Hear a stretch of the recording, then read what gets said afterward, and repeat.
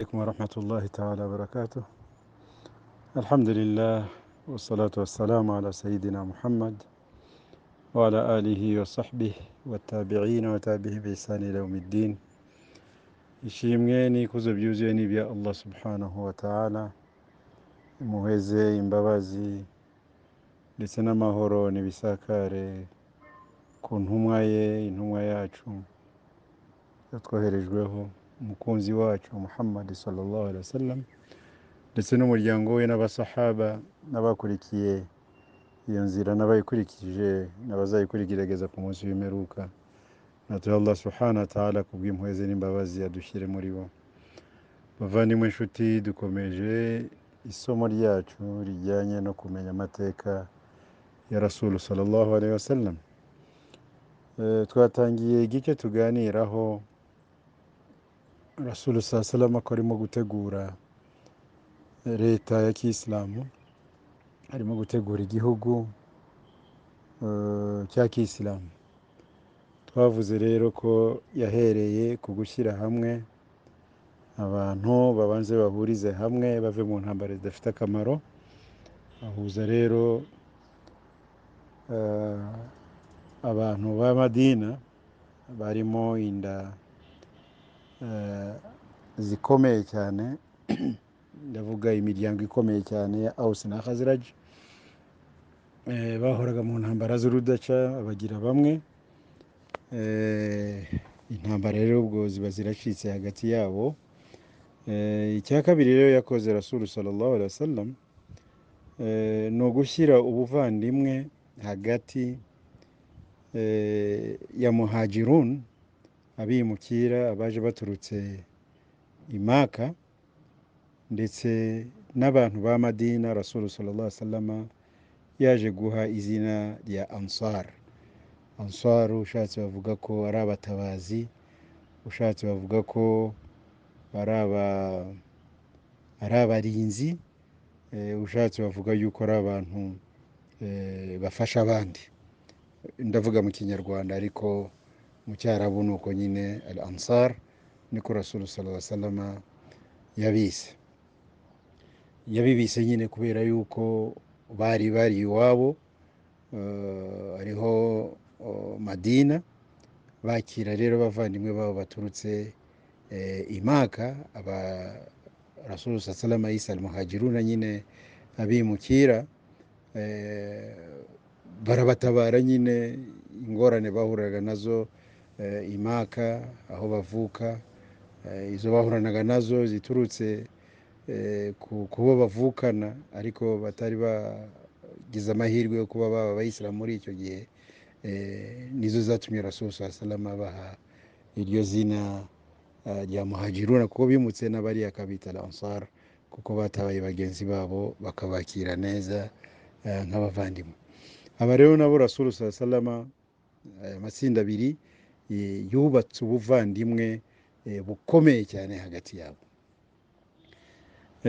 ku buryo umuvandimwe wawe, wowe muhajiri, wowe waturutse i Maka, wowe mwimukira, n'umuvandimwe wawe wa Madina, uyu Ansar, bwari bukomeye cyane kurusha ubuvandimwe ubungubu bw'amaraso. Ntacyo umuntu yaburanaga undi. Hari ingero nyinshi cyane zabaye muri ubwo buvandimwe Rasul sallallahu alaihi wasallam yaremye hagati y'abayisilamu, y'abasahaba b'amatsinda yombi.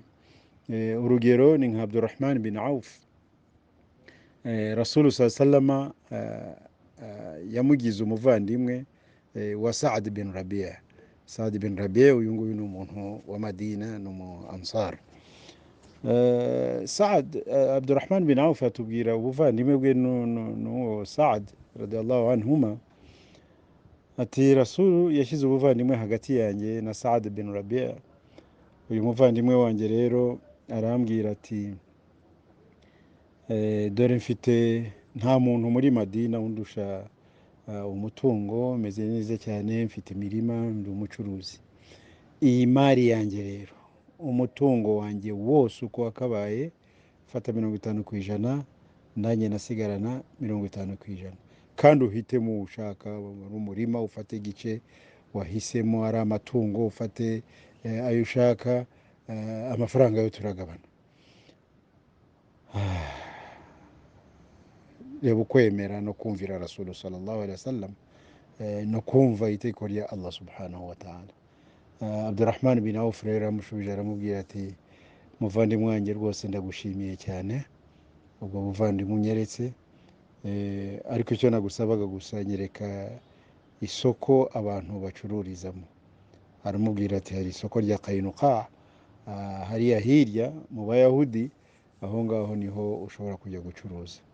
Abdurrahman bin Auf ajya rero gucuruza, aratunganirwa, yari umwe mu bakire mu basahaba. ariko urumva uko kwemera. Bilal bin Rabah uriya musahaba ukomoka muri Afurika, uyu nguyu wanyuze mu bigeragezo bidasanzwe bikomeye cyane. Ikigeragezo cya mbere ni uko yari umucakara, yarangiza abo mu Isilamu, abo bashebuja bakamugirira ibyamfura mbi cyane, bakamubabaza ku buryo budasanzwe, byose ariko akabicamo avuga ahad ahad, imana nimwe, imana nimwe. Hanyuma Abubakar Siddiq akaza kumugura, akamuha ubwigenge bwe, akabumusubiza mbese muri makeya. Uyu waje kwimuka nawe akajya Madina hamwe n'abandi, nawe Rasul sallallahu alaihi wasallam yamuhaye ubuvandimwe hagati ye na Abu Ubaida ibn al-Jarrah. Uyu Abu Ubaida nyine ni umuntu wa Madina, ni mu Ansar. Hanyuma Bilal nk'uko bizwi nyine yaje aturutse i Maka, ashyira hagati yabo ubuvandimwe. Ubuvandimwe bwarakomeye cyane, ku buryo Bilal nyine yamufataga nk'umuvandimwe we wa nyawe, n'uriya nawe akamufata nk'umuvandimwe we wa nyawe. N'abandi rero nuko nko byagenze. Rasul sallallahu alaihi wasallam agiye ashyira ubuvandimwe we wabo, nawe Rasul sallallahu alaihi wasallam aza gufata umuvandimwe muri abo ngabo mu bantu ba Madina, usibye ko yongereyeho n'umuvandimwe we kwa se wabo Ali bin Abi Talib radiyallahu anhu. Ubu buvandimwe bwari bukomeye cyane ku buryo muri ibyo bihe bya mbere umuvandimwe yazunguraga mugenzi we, agafata mu byo mugenzi we wapfuye mbere yasize.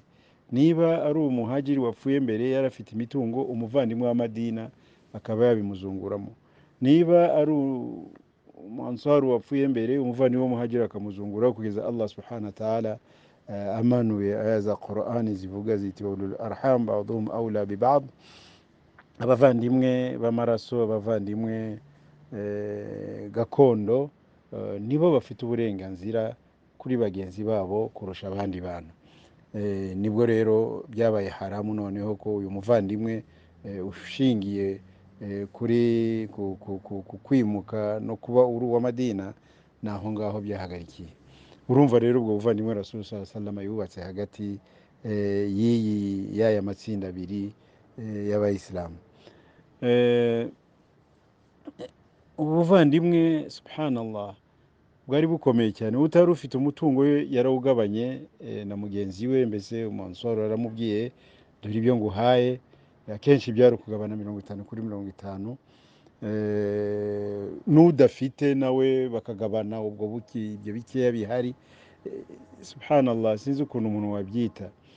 Sinzi ko byanabaye no mu yandi mateka mbere y'icyo gihe cya Rasul sallallahu alaihi wasallam na nyuma ye, uretse bishingiye kuri Qur'ani, sinzi ko hari ahandi byabaye. Ariko ni ikintu gikomeye cyane Rasul sallallahu alaihi wasallam akoze, kuko arashaka kubaka dawlatul Islam, leta ya Kiislamu. Igomba rero kubishingiye mbere na mbere ku buvandimwe, igashingira ku mutekano, igashingira ku kumvikana, igashingira ku bwuzuzanye buri hagati y'abene gihugu. Icyo gihugu nyine aricyo twita Madina. Ndumva isomo ryacu twarirangiriza ahangaha bavandimwe, ariko turebe noneho inyigisho dukuramo.